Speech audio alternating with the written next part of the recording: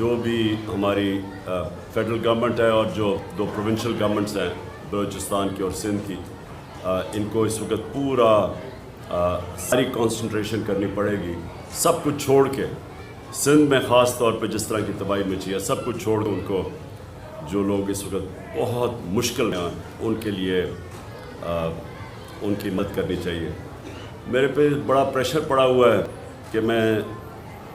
چندہ اکٹھا کروں اس کے لیے، فلڈز کے لیے۔ میں ابھی تک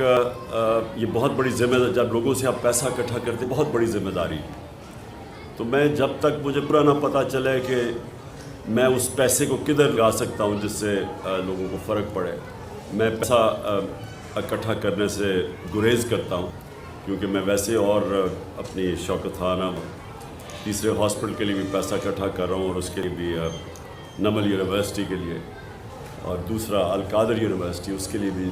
سب خیراتی ادارے ہیں، یعنی ساروں کے لیے، عام لوگوں کے لیے، مستحق لوگوں کے لیے مفت تعلیم بھی اور شوکت خانہ میں مفت علاج بھی ہے۔ تو اس لیے جب میں کوئی نئی پروجیکٹ لیتا ہوں کہ اگر اس کے لیے ہم پیسہ اکٹھا کرنا ہے، تو میں یہ پہلے سوچتا ہوں کہ کیا میں وہ پیسے کو پہلے تو دیانتداری سے خرچ بھی کر سکتا ہوں کون سے پروجیکٹ کے لیے۔ تو میں اس لیے ابھی تک کوئی، مجھے پریشر کے باوجود میں کوئی ابھی تک فنڈ ریزنگ نہیں کر رہا، جب تک مجھے پوری طرح اندازہ نہ ہو جائے کہ کتنا بڑا ڈیمیج ہے، کتنا پیسہ میں اکٹھا کر سکتا ہوں، کیونکہ جتنے پیسے کی ضرورت ہے وہ صرف گورنمنٹ سے اس وقت اتنا پیسہ خرچ کر سکتی ہے، اور گورنمنٹ کو کرنا چاہیے،